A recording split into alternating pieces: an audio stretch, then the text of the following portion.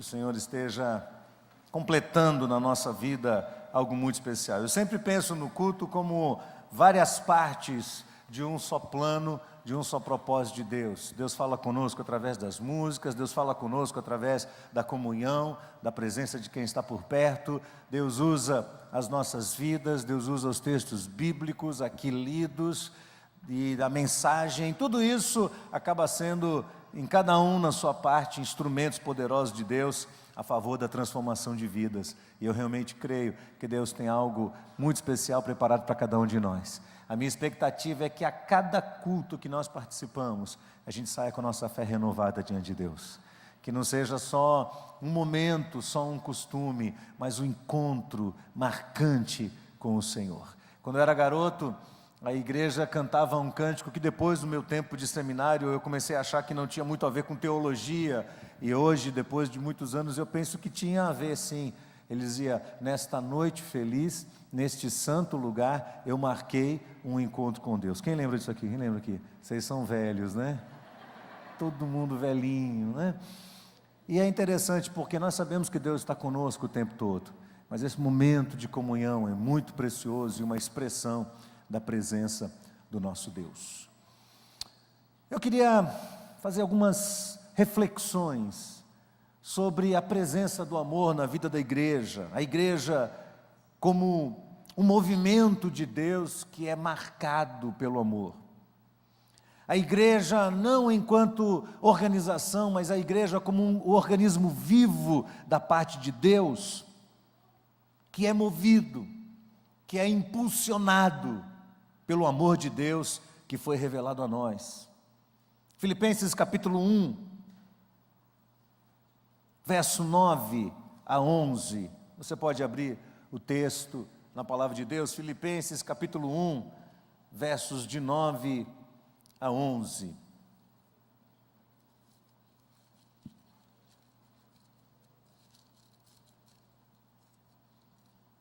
Eu peço isso, diz o apóstolo Paulo, essa é a sua oração, que o vosso amor cresça, o quê? Mais e mais. Vamos falar juntos? Que o vosso amor cresça mais e mais, em ciência, em todo conhecimento, para que aproveis as coisas excelentes, para que sejais sinceros, sem escândalo algum, até o dia de Cristo, cheios dos frutos de justiça, que são por Jesus Cristo, para a glória e louvor de Deus. 1 João capítulo 3, versos 1 e 2. Primeira carta do apóstolo João, capítulo 3, versos 1 e 2. Diz assim: vede quão grande amor nos tem concedido o Pai.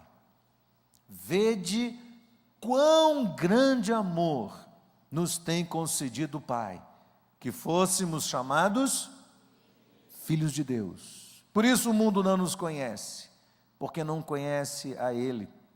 Amados, agora que somos filhos de Deus, e ainda não é manifestado o que havemos de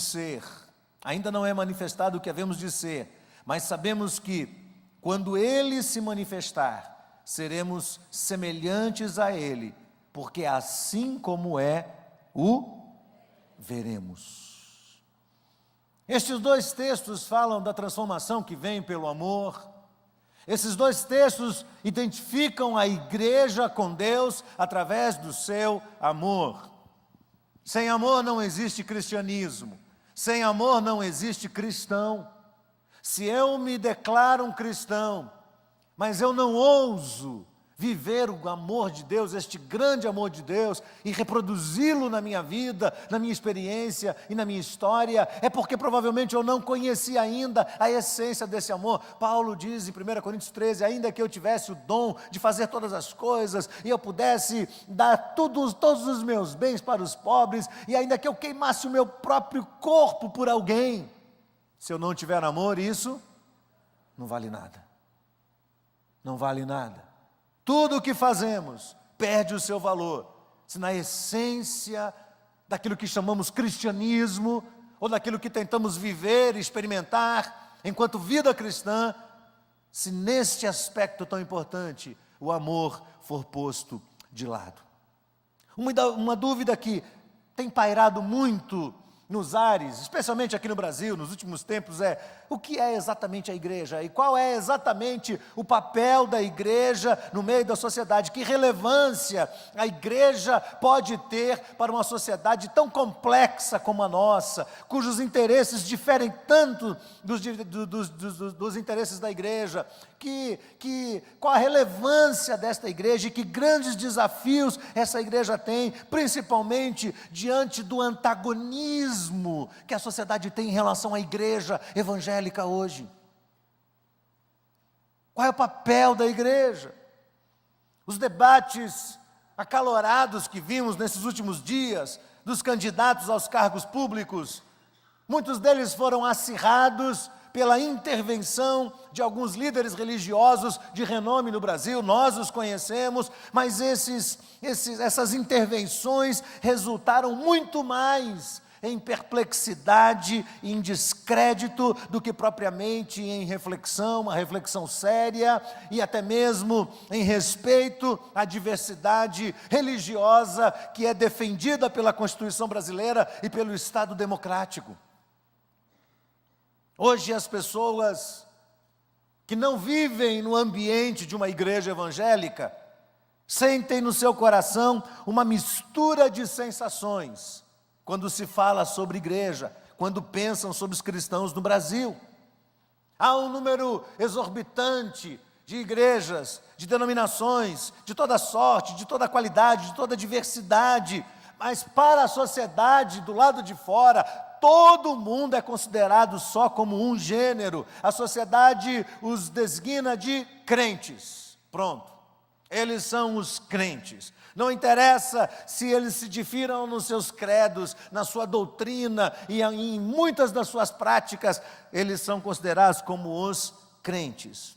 Há no meio da sociedade um pensamento muito comum de que cristãos, crentes, são pessoas alienadas, são pessoas despreparadas. Entre eles, não há gente que pensa, não há inteligência.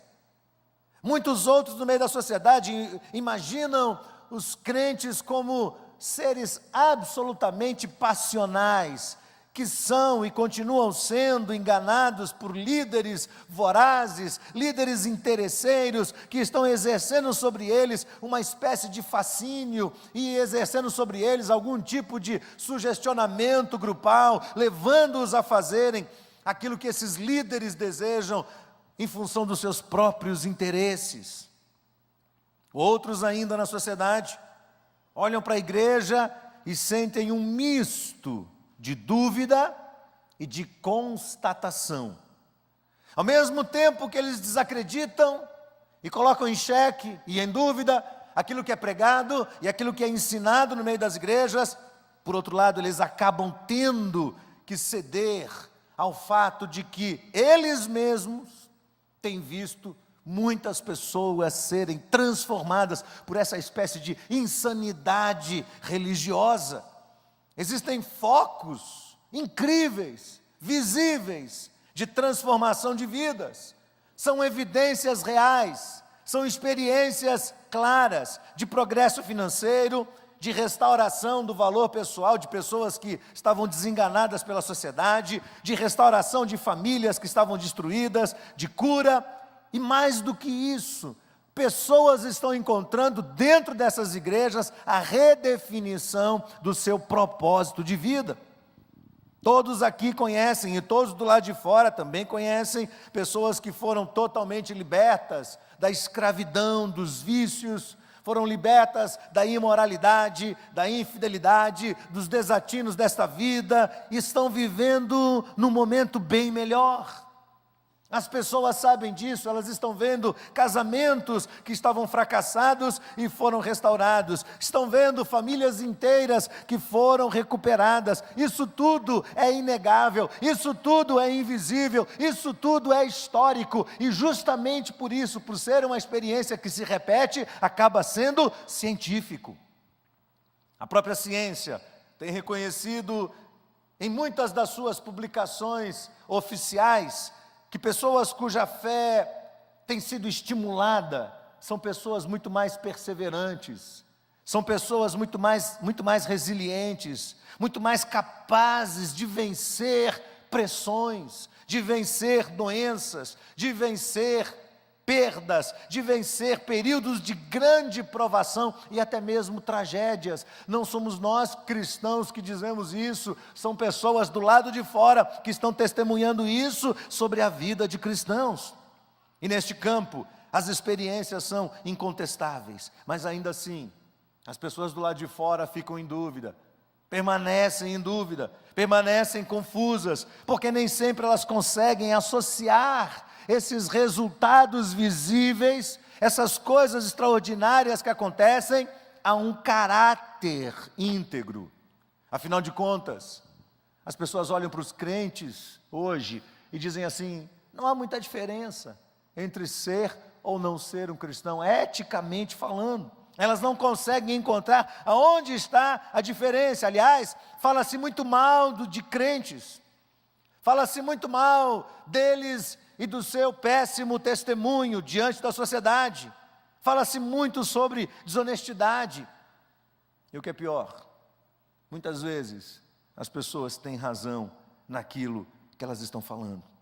Então parece que para elas fica faltando alguma coisa. Há alguma desconexão aí que faz com que a mensagem dos cristãos pareça uma ficção, pareça uma irrealidade. Fica faltando algo, há um vácuo que coloca em dúvida o verdadeiro significado deste cristianismo e a relevância deste cristão no meio da sociedade. Outros da sociedade ainda lidam com situações piores. Lidam com cristãos que eu chamaria de xiitas. São aqueles cristãos que se tornaram tão cegos e tão legalistas que eles estão totalmente esvaziados da graça de Jesus. Eles sabem muito bem apontar os erros, os desvios, os pecados da sociedade, mas contudo eles não conseguem fazer isso com graça, eles não conseguem fazer isso com aceitação, eles não conseguem separar com clareza o pecado das pessoas que o cometem, eles não sabem condenar o pecado sem contudo deixar de redimir o pecador com bondade e com misericórdia. Mas o que é o cristianismo? O que é a igreja? Biblicamente falando, nós cristãos deveríamos ser designados como uma comunidade do amor. Assim deveríamos ser chamados. Deveríamos ser um instrumento do amor de Deus derramado no mundo. A Bíblia diz que Deus amou o mundo de tal maneira. Olhe bem para essa expressão. Deus amou o mundo de tal maneira. É algo muito forte. Deus amou o mundo que ele não se calou. Deus amou o mundo e por causa disso ele não ficou estático. Deus amou o mundo e ele pagou um grande preço. Por isso João diz: vede com que grande amor nós temos sido amados, ao ponto de sermos chamados filhos de Deus. Que grande e extraordinário amor é esse? Jesus era assim. Jesus era cheio de amor. Jesus era cheio de bondade. Agora não se iluda não, porque quando nós pregamos Jesus Cristo como precursor do amor, quando nós pregamos Jesus Cristo como alguém que era cheio de misericórdia, de generosidade, de bondade, as pessoas tendem a gravar ou a tecer no seu cérebro uma figura incoerente em relação a quem Jesus de fato era. Se você pensa em Jesus como aquele homem de fala mansa, de gestos suaves, aquele homem meio efeminado, 100% calmo, sereno, tranquilo. Jesus não era assim. Definitivamente, as Escrituras mostram que Jesus não era assim. O tempo todo Jesus lidava com a verdade. E como é comum de um líder, Jesus apontava caminhos que nem sempre as pessoas queriam seguir. E por vezes, Jesus fazia isso usando um certo grau de força e de pulso firme, e ele tinha que fazê-lo. Ele tinha que conduzir pessoas. Para a maioria das pessoas que andavam ao redor de Jesus, nem sempre era fácil engolir a pregação de Jesus. Nem sempre. Jesus falava coisas sérias, coisas que poderiam ser levantadas no meio da população toda como polêmicas, contraditórias, confusas. As pessoas nem sempre gostavam do que Jesus dizia. Se você duvida disso, leia Mateus, leia o Evangelho de Mateus, que é o que mostra com muito mais detalhes essa relação de Jesus com a pregação e essa relação de Jesus com as pessoas. Então lá em Mateus capítulo 5, 6 e 7 está lá o tal do Sermão da Montanha, um conjunto de ensinamentos de Jesus que quando você começa a ler e ler e ler e ler, você começa a questionar, será que eu tenho de verdade uma experiência? Será que eu realmente fui convertido? Será que eu sei exatamente o que significa ser um seguidor de Jesus Cristo? Olha para o que Jesus dizia ali, coisas difíceis do tipo, quando alguém bater no seu rosto, o que você faz? Acerta ele também. Para de falar com ele e fica 2 anos sem olhar no rosto dele. Não é isso que Jesus dizia? Não, ele diz, quando alguém te der um tapa no rosto, você vira o outro e diz, pode bater. Quando alguém te obrigar a caminhar 1 milha, você caminha 2. Quando alguém roubar a sua capa, você entrega o resto. E Jesus vai falando coisas ali estranhas. Se o teu olho te escandalizar, se o teu olho direito te escandalizar, o que você faz? Arranca-o de ti. Se tua mão te escandalizar, o que você faz? Corta. Não era fácil ouvir o que Jesus falava, e ele falava com muita autoridade. Num outro episódio, Jesus chega no templo, e ali estão os cambistas, os vendedores, que em conjunto com os sacerdotes, com os fariseus, estavam ali arrecadando muito dinheiro e vivendo daquilo. E Jesus corajosamente chega, e ali não há a figura de um homem manso, calmo, com aquele olharzinho de peixe morto que a gente vê nos quadros por aí. Mas um Jesus que chega e que pega um chicote e que parte para cima e começa a derrubar tudo e tirar aquele monte de animal do meio do caminho e jogar tudo para o lado, e as pessoas falam, peraí, o que é isso?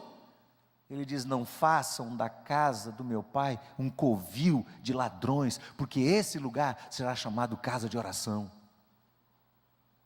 E ele não tem pena não. O dia em que entregaram na mão de Jesus o livro do profeta Isaías, ele lê o livro, e se identifica ali no capítulo 62. Ele é o Messias. Então ele fecha o livro e diz, hoje está se cumprindo essa palavra. E o povo fica furioso e parte para cima dele. Os ensinamentos e discursos de Jesus eram repletos de confrontos contra os desvários, os desassombros daquela sociedade predominantemente religiosa, mas repleta de injustiças, repleta de perversidade, permeada de ódio, permeada de discrepância social, de dominação, de predominância, de ricos sobre pobres e de uma arrogância desmedida e odiosa dos religiosos para com os pagãos. Este é o cenário que Jesus encontra. Mas parece que Jesus sabia calcular muito bem o teor, a intensidade de tudo aquilo que ele falava, deixando sempre muito claro a malignidade do pecado, mas também exaltando o valor intrínseco do pecador, daquele que é aceito por Deus, equilibrando dessa forma a justiça de Deus com a sua misericórdia não menor, com a sua misericórdia que é tão semelhante quanto, e que acabava tendo um efeito extraordinário. Se você for lá no livro de Mateus, você vai ver que Jesus apresenta o Sermão da Montanha, e as pessoas olham para aquilo tudo, e termina ali no capítulo 7, todo aquele ensinamento de Jesus, e no capítulo 8, verso 1, o texto diz assim, a multidão então afluía ao redor de Jesus. As pessoas iam onde Jesus estava. As pessoas queriam escutar Jesus, e elas vão até Ele. E Ele cura as pessoas, e continua pregando, e Ele liberta pessoas do jugo maligno, e Ele continua pregando. E lá no capítulo 9, verso 10, o texto diz que novamente as pessoas vinham e se aglomeravam e se reuniam ao redor de Jesus, e no meio deles veio uma mulher enferma, e Jesus a cura, e continua ensinando o povo e confrontando o pecado. E vem a filha de Jairo, e Jesus a atende, ressuscita aquela menina, e continua pregando e confrontando o pecado. E vem ali 2 cegos, e Jesus os cura. Vem um endemoniado e Jesus os liberta, e Ele continua pregando, Ele continua reafirmando toda a verdade de Deus. E quanto mais Jesus prega, quanto mais duro é o sermão de Jesus, mais as pessoas vêm e se aglomeram ao redor dele e querem ouvi-lo. Por quê? Eu acredito que uma das respostas está em Mateus capítulo 9, verso 35 a 38, o texto diz que Jesus percorria todas as cidades e sinagogas, pregando por todos os lugares o evangelho do reino, curando toda a sorte de doenças e enfermidades. E o texto diz assim: e vendo ele as multidões, teve compaixão das pessoas, porque ele as viu cansadas, sobrecarregadas, como ovelhas que não têm pastor, ovelhas que não estão sendo cuidadas, ovelhas abandonadas à sua própria sorte, ovelhas à mercê dos predadores, de dentro e de fora. Não era só Satanás o interessado em destruir essas ovelhas, haviam líderes religiosos, haviam pessoas que estavam ali ao redor, tentando extrair o máximo delas. Mas Jesus olha para aquelas pessoas, e o que é que Ele sente delas? Compaixão, amor, alguma coisa que brota de dentro dele, faz com que ele olhe para as pessoas e diz: meu Deus, o que está acontecendo com elas é inaceitável, a realidade delas é muito dura, elas estão sofrendo demais, isso não pode continuar assim, alguma coisa tem que acontecer para que essas pessoas sejam totalmente libertas. Esse é o olhar de Jesus. E é isso que faz com que Jesus se torne tão popular. E aí no meio da sua pregação, Jesus diz lá em Mateus capítulo 9, verso 13, ide porém, e aprendei o que significa, misericórdia quero e não sacrifício, porque eu não vim chamar justos, mas sim pecadores ao arrependimento. Capítulo 12, verso 7, mas se vós soubesses o que significa misericórdia quero e não sacrifício, não condenaríeis inocentes. Essa era a postura de Jesus, esta era a sua preocupação, era com isso que Jesus ocupava o seu tempo e a maneira, a postura que ele assumia com as pessoas, e essa postura de Jesus o tornava cada vez mais popular, cada vez mais conhecido, cada vez mais requisitado. Quanto mais Jesus pregava, quanto mais anunciava o reino, quanto mais ele ensinava, por mais duro que ele fosse, por mais que os seus ensinamentos pudessem andar na contramão do que as pessoas viviam e parecessem um estilo de vida tão difícil de ser alcançado, Jesus equilibrava aquilo com paixão, com amor, com interesse por pessoas, com desejo de servi-las e ajudá-las nas suas necessidades. E quanto mais ele fazia isso, mais as pessoas chegavam, mais as pessoas se aproximavam. Sabe uma coisa que me assusta? É que Jesus decidiu não ser popular sozinho. Quantos aqui são cristãos? Levante a sua mão. Quantos são cristãos de verdade, são seguidores verdadeiros de Jesus? Jesus decidiu não ser popular sozinho. Ele decidiu dividir com seus seguidores, com a sua igreja, essa popularidade. Ele, ao findar da sua trajetória, daquele momento, do plano da redenção, Jesus dá aos seus discípulos as ordens finais. Portanto, indo, pregai a todas as nações, indo, fazei discípulos de todas as nações, batizando-os em nome do Pai, do Filho, do Espírito Santo, ensinando-os a guardar todas as coisas que eu vos tenho ordenado, e eis que estou convosco todos os dias, até a consumação dos séculos.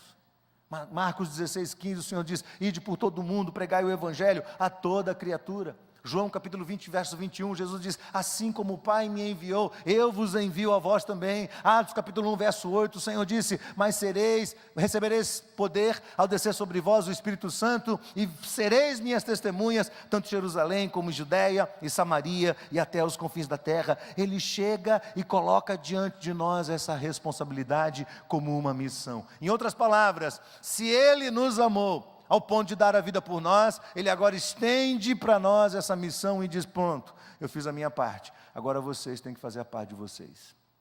Vocês agora vão dar continuidade no meu plano. Vocês agora estão no meu lugar. Vocês agora têm que me substituir.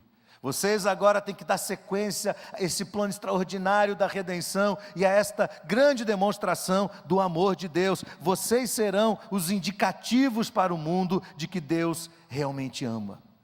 Os primeiros discípulos compreenderam isso, compreenderam a proposta de Jesus e transformaram isso numa ação. E começaram a se mobilizar pelo poder de Deus. E o que nós lemos no livro de Atos, capítulo 2, é o reflexo disso. Os discípulos estão reunidos num cenáculo com 120 pessoas, orando, clamando. O Senhor cumpre a promessa dele feita em João capítulo 16, o Espírito Santo desce pela primeira vez, algo extraordinário acontece, como línguas de fogo são pousadas sobre eles, eles começam a anunciar o Evangelho, cada um na sua própria língua, mas as pessoas vão correndo para aquele lugar e vão ouvindo a palavra de Deus na própria língua delas, e atrai uma multidão muito grande. Em Atos 2, verso 14, Pedro começa a pregar, e prega um evangelho, e se você analisar do verso 14 até o verso 36 de Atos capítulo 2, você vai ver uma palavra difícil de ser engolida, que Pedro diz assim: vocês são assassinos. Esse é o resumo da pregação dele: vocês são assassinos. Ele, que é Senhor e Cristo, foi morto pela mão de vocês. E o que acontece, para nossa grande surpresa, é que de 120, 3.000 pessoas se convertem naquele dia ao Evangelho de Jesus. E Pedro continua pregando, e os apóstolos continuam pregando. Em Atos 2, de 42 a 47, há um rebuliço no meio da igreja, há uma atmosfera de amor, há uma atmosfera de cuidado mútuo, há uma atmosfera de vivência a partir dos interesses dos outros e não do seu próprio egoísmo, e as pessoas começam a ser abençoadas naquela convivência, daquele grupo que começa a ser chamado então de Igreja de Cristo Jesus. E lá no capítulo 4, verso 4, o texto diz que tamanho foi o impacto disso, que passou então para 5.000 pessoas. Agora para um pouquinho, olha aqui para mim.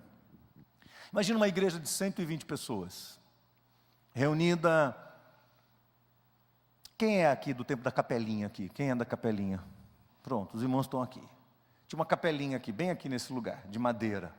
Quantas pessoas cabiam nela? Apertadinho, umas 100 mais ou menos, não é? Carlinhos estava aqui, não é isso? Umas 100 pessoas mais ou menos, cabia dentro dela.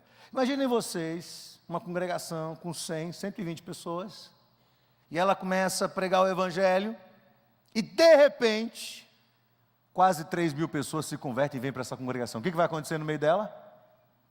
O que vai acontecer, irmãos? Tumulto, confusão, é muita gente chegando, é muito problema, é muita necessidade. E essa igreja começa a viver em amor, e começa a trabalhar, e começa a se interessar uns pelos outros, e aí passa de 3.000 e vai para 5.000 pessoas, período curtíssimo de tempo. A igreja começa a crescer, e isso começa a trazer um transtorno geral no meio dela, mas ela vai crescendo, ela é dinâmica, é o corpo de Cristo. Ninguém mais pode conter a igreja de Jesus, ninguém mais pode acorrentar a igreja de Jesus. Ela vai ser ameaçada, ela vai ser perseguida duramente, a história da igreja vai ser escrita com sangue, suor e lágrimas, mas sobre ela paira sempre a promessa de Jesus: edificarei a minha igreja e as portas do inferno não irão prevalecer contra ela. Ela foi lavada pelo sangue de Jesus, ela foi chamada para viver em santidade neste mundo, ela será um poderoso instrumento de Deus, de transformação histórica e também de consumação do propósito de Deus para redimir a humanidade. Da boca da igreja, daqueles que nela estão, As pessoas do lado de fora ouvirão a mensagem mais poderosa que pode transformar as suas vidas, pode transformar qualquer realidade, a mensagem de Cristo e do seu grande amor, por causa do amor com que Ele a amou tanto. Por causa deste grande amor que vem da parte de Deus, as pessoas serão compreendidas, as pessoas serão amadas, as pessoas serão aceitas, as pessoas serão supridas no meio das suas necessidades. E a igreja vai continuar crescendo e crescendo e crescendo cada vez mais para a glória de Deus. A igreja tem a nobre responsabilidade de dar sequência ao plano divino da redenção.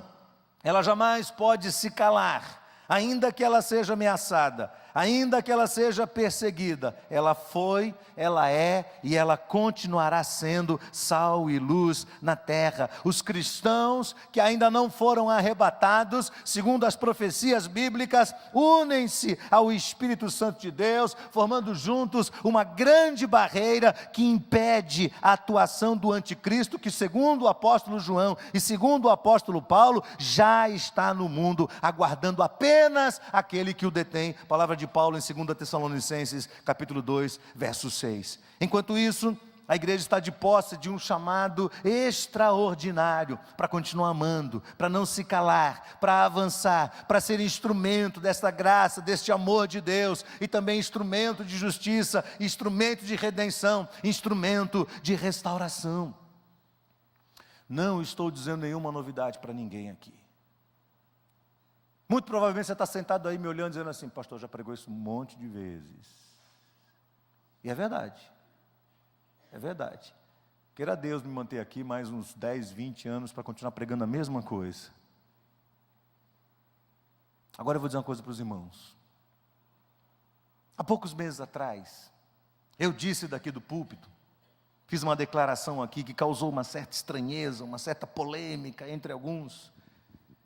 Eu disse que nós estávamos vivendo um novo momento na nossa igreja, e que eu estava pedindo a Deus que Deus nos orientasse acerca de qual rumo devemos tomar.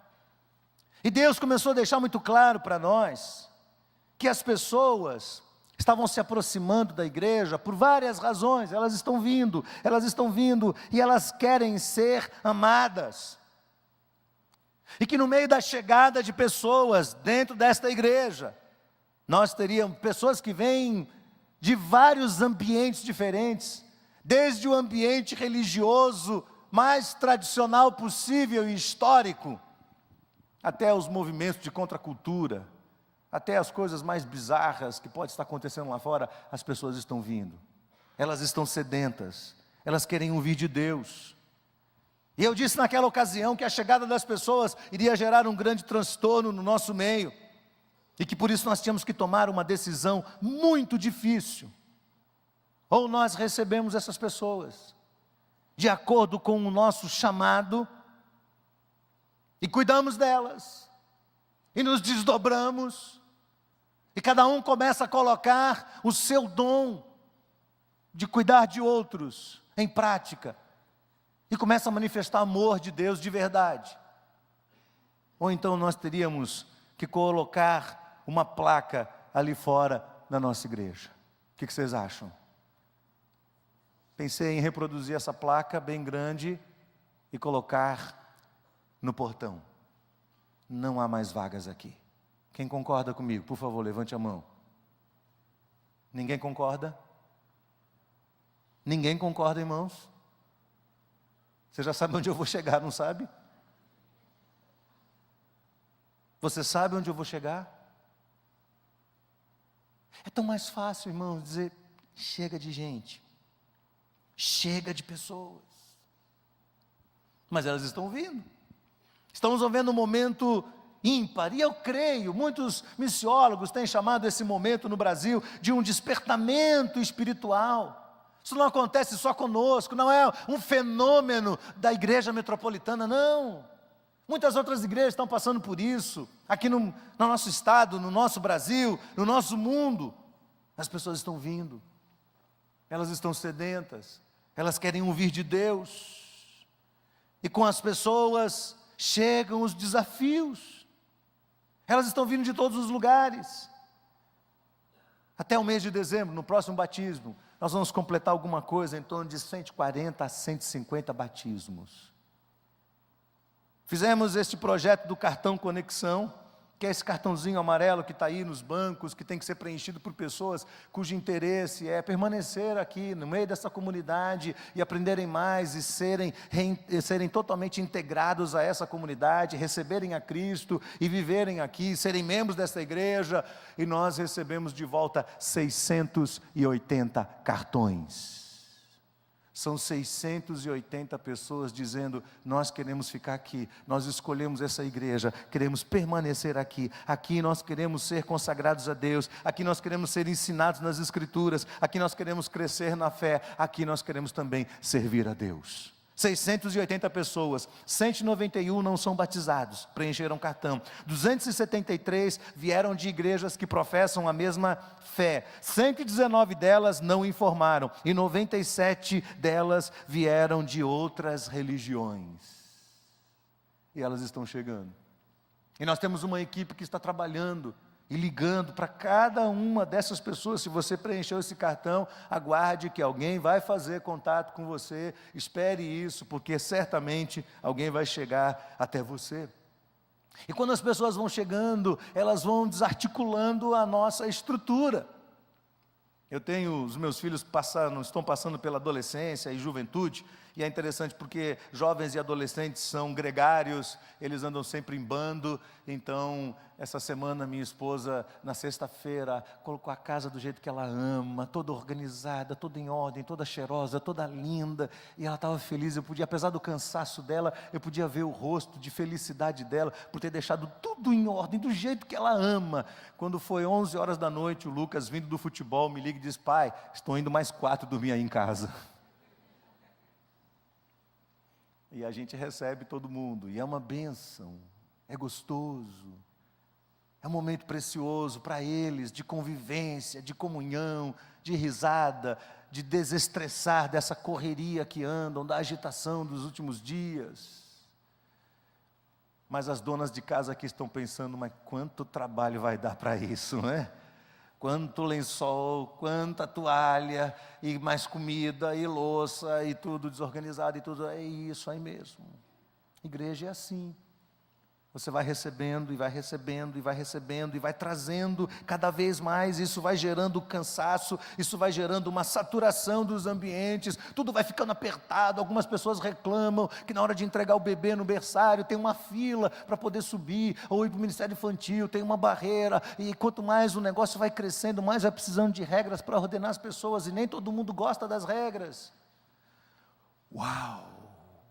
As equipes voluntárias ficam cansadas. Alguns falam: pastor, a gente não quer mais, a gente quer desistir. Eu disse: não desista, não desista, ainda tem muito trabalho, ainda tem muita coisa para acontecer. Eu creio que Deus olhou para nós e disse: eu escolhi essa igreja para multiplicar o meu amor na cidade de Salvador. Você crê nisso? Você crê que você é parte disso? Então olha comigo quais são os grandes desafios que nós temos. Vamos dizer para as pessoas: há vagas? Sim, e todos são bem-vindos. As pessoas têm que vir, elas têm que ser bem-vindas a essa comunidade, elas têm que ser bem recebidas, elas têm que ser bem atendidas nas suas necessidades, elas têm que ser amadas pelos membros locais. Nós estamos comprometidos a trabalhar com toda a dedicação, para que nenhuma pessoa dentro dessa igreja seja invisível, em nome de Jesus. Você pode me ajudar nisso? Você pode juntar com tantos outros líderes e dizer: meu Deus, é isso que eu também quero. Eu não quero que nenhuma pessoa passe despercebida no meio desta igreja. Eu não quero que ninguém seja invisível entre nós. As pessoas são bem-vindas. Deus abençoe. Senhor, se o Senhor quiser mandar, pode mandar, porque a gente vai encher essas pessoas com o teu amor. Amém, irmãos? Segundo lugar, a igreja tem que ser um grande agente de transformação pessoal, social e histórico. A igreja tem um elemento muito interessante. Aí, se você está chegando aqui na igreja, preste atenção no que eu vou lhe dizer. A igreja não é chamada por Jesus para ser passiva. Não é. ela possui uma dinâmica que vem da parte de Deus. Nós não queremos que as pessoas que chegarem até aqui sejam meros espectadores, assistentes. Não, por uma simples razão.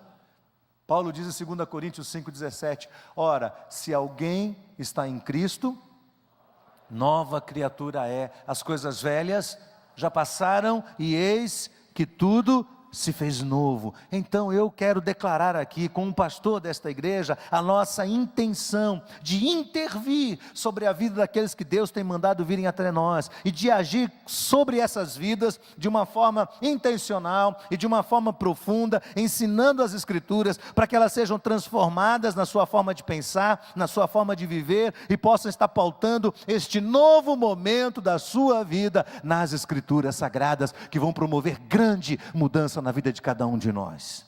Eu creio, irmãos, que desta forma nós saberemos por antecipação que alguns não vão permanecer, que alguns vão embora.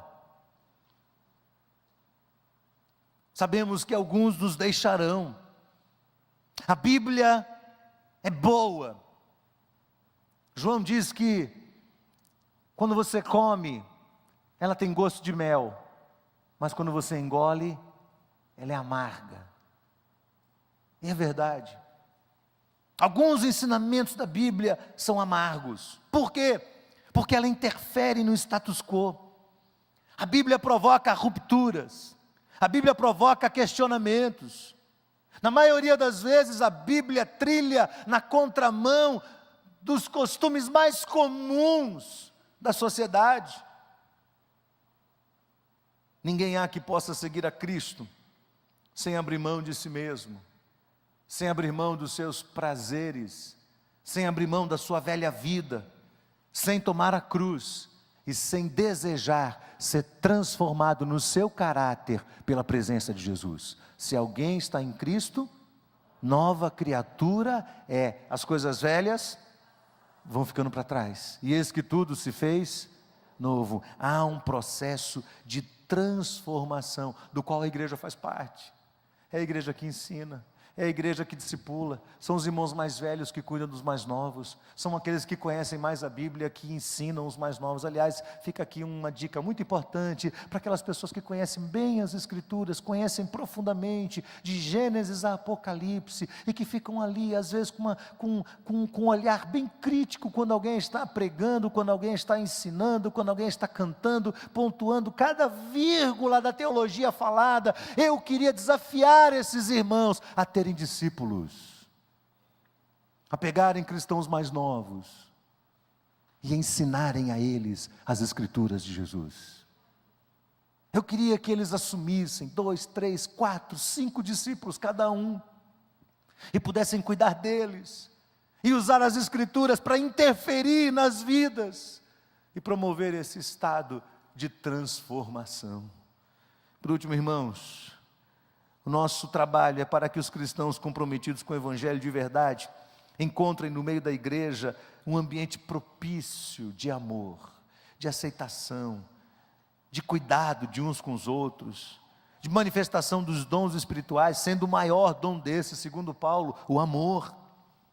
Até porque os dons apontam o serviço cristão, e sem o serviço cristão não há a mínima possibilidade de amadurecimento, de crescimento espiritual. E acredite, há um tempo para isso. Há um tempo para isso. Eu percebo que aqueles que deixam passar esse tempo, que perdem esse tempo, aqueles que se converteram e perderam esse tempo, parece que eles vão e entram num estado de dormência. E é tão interessante, irmãos, porque quem está nesse estado não consegue enxergar que está. Ali permanecem, como se nada estivesse acontecendo. Aquilo toma os seus corações, e eles não conseguem visualizar, identificar esse sentimento. Ao contrário, às vezes defendem esse sentimento, e utilizam o álibi das decepções do passado, para dizer: deixa eu ficar no meu canto, deixa eu ficar quieto. Aquilo que é uma realidade inaceitável para mim e para tantos outros, para essas pessoas se torna um estado normal de letargia, de tranquilidade. Eles vão passar os melhores dias das suas vidas olhando para o vento. E Jesus falou alguma coisa sobre olhar para o vento. Ele disse: não é algo bom, não é algo bom. Então, no fim, quando essas pessoas não puderem mais reunir forças para avançar, o que vai se ouvir delas são lamentos. Ah, meu Deus, por que que a vida não foi favorável a mim? Por que que Deus não me deu oportunidades? Quem te disse isso? Quem te disse isso? A minha expectativa como pastor e líder dessa igreja é que cada um aqui consiga enxergar as grandes possibilidades de Deus para as suas vidas. As portas abertas que Deus tem colocado diante de cada um de nós, e eu tenho plena convicção de que não são poucas. Nós não estamos lidando, irmãos, com ausência de propósito, não. Nós estamos lidando sim, às vezes, com miopia espiritual da nossa parte, com uma incapacidade interior nossa de enxergar as grandes e as extraordinárias oportunidades de Deus e as portas abertas que Ele tem colocado diante de cada um de nós. Cada um de nós, do mais novo ao mais velho, do mais inteligente ao menos inteligente, do que tem mais conhecimento ao que tem menos conhecimento, cada um de nós. Agora eu vou repetir isso de uma forma bem pessoal. Eu creio, irmãos, que Deus não criou você para ser uma pessoa passiva, que fica o tempo todo lamentando a falta de oportunidades. Não. Deus abriu diante de você portas estão abertas.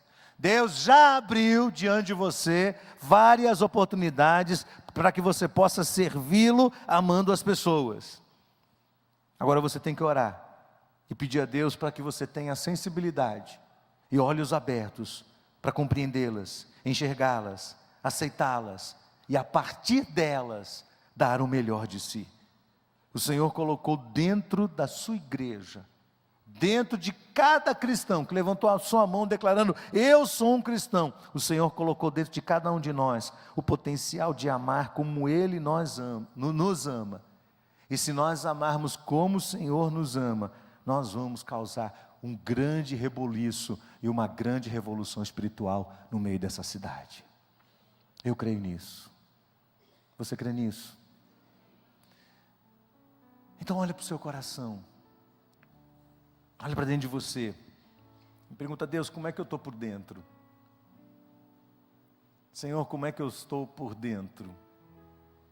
Eu ouço uma mensagem dessa e eu fico aqui pensando: Senhor, o que é que o Senhor vai fazer no nosso meio? Senhor, o que é que o Senhor vai trabalhar? Senhor, quais são os próximos passos? Quais são os próximos dias? O que é que vai acontecer?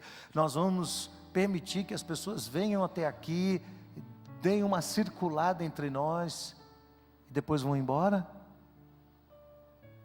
Eu tenho aqui pensado quantas pessoas já fizeram isso, quantas pessoas vieram da cidade aqui, porque elas ouvem falar dessa igreja, ouvem falar dos cristãos, ouvem falar o testemunho de um, de outro, do que Deus está fazendo, então elas vêm, elas entram, elas sentam, elas às vezes tramitam entre nós, 1 semana, 2, 3, 1 mês, 2 meses, mas nem sempre as pessoas encontram crentes consagrados, cheios de amor. Às vezes elas encontram crentes indiferentes, distantes, crentes que amam tanto a igreja, que se esqueceram das pessoas que estão dentro dela. Sabe o que é isso? É quando a gente ama a visão e esquece o objeto da visão. Eu gosto tanto de estar aqui, o culto é tão bom, os instrumentos são tão lindos, o pessoal canta tão bem, a igreja é tão organizada, tem tudo em ordem, tudo no seu lugar, tem classes para tantas pessoas diferentes, a gente começa a amar essas coisas, mas a gente não percebe o desafio que tem por trás dela. São vidas, são pessoas que Deus está colocando no meio de nós. A razão, irmãos, de pessoas por vezes se sentirem solitárias, sozinhas, no meio da igreja, reside no fato de que nós nem sempre estendemos o nosso amor de verdade na direção delas. Eu estou falando isso para você com uma confissão pessoal. Eu às vezes me canso das pessoas. Eu às vezes não quero conversar com ninguém, eu às vezes quero fugir das pessoas. E Deus fala para mim, está errado. Está errado. Porque de repente você começa a amar a estrutura, você começa a amar as coisas, a organização, o objetivo, mas você não ama as pessoas que estão lá por trás. Eu queria que você abaixasse sua cabeça.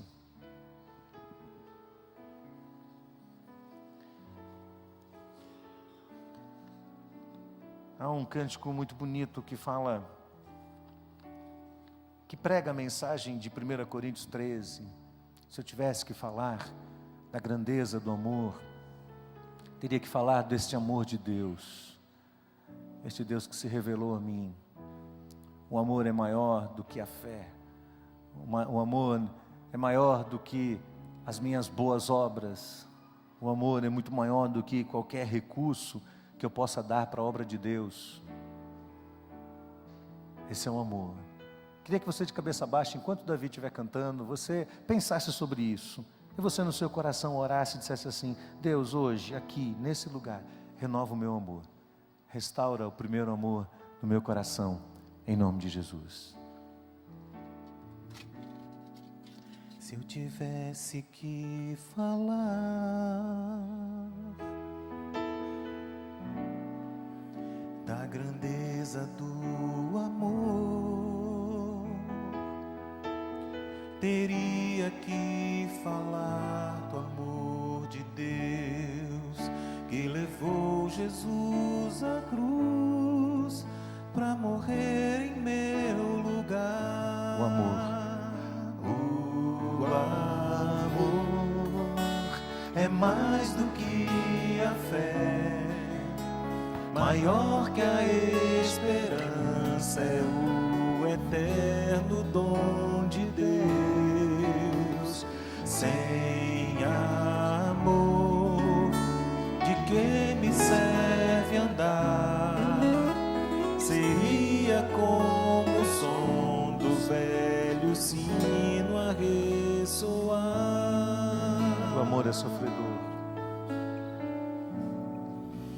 O amor é sofredor.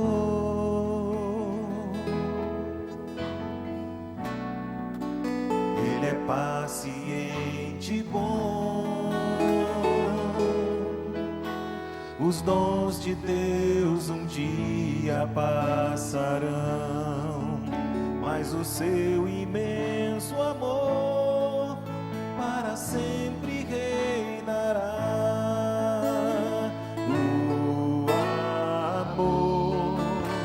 É mais do que a fé, maior que a esperança, é o eterno dom de Deus. Sem amor, de que me serve andar? Seria como o som do velho sino a ressoar. Fica com a sua cabeça baixa, fica com os seus olhos fechados. Eu vou fazer uma coisa aqui, que aí você vai ter que ter muita sinceridade. Muita sinceridade. Quem aqui gostaria de se sentir mais amado dentro dessa igreja? Fica de pé. Você sente assim, olha, eu queria ser mais amado aqui, eu queria ser mais abraçado, eu queria ser mais recebido. Fica de pé onde você estiver, pode ficar sem medo, sem medo. Eu queria que essa igreja me amasse mais. Eu gostaria muito de ser mais... Eu gostaria que as pessoas percebessem que eu estou aqui. Eu queria receber um pouco mais de atenção da parte da igreja. Quem mais? Pode ficar de pé, onde você estiver. Se eu queria que essa igreja me amasse mais. Agora eu queria que os membros da igreja abrissem seus olhos e vissem onde essas pessoas estão. E você fosse até elas, olhe bem onde elas estão, e você abraçasse e orasse por elas agora, em nome de Jesus.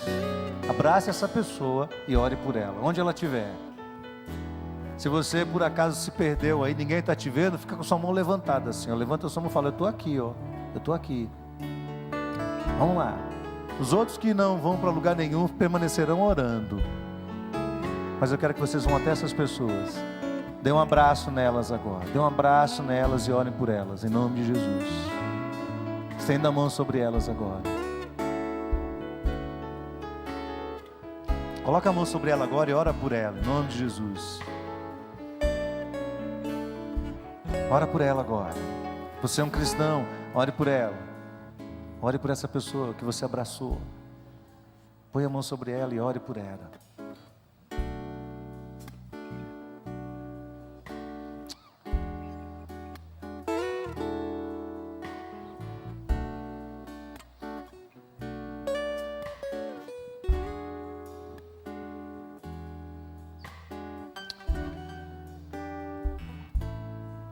Senhor, o Senhor diz na tua palavra: vede com que grande amor nos tem amado, Pai, ao ponto de sermos feitos filhos de Deus.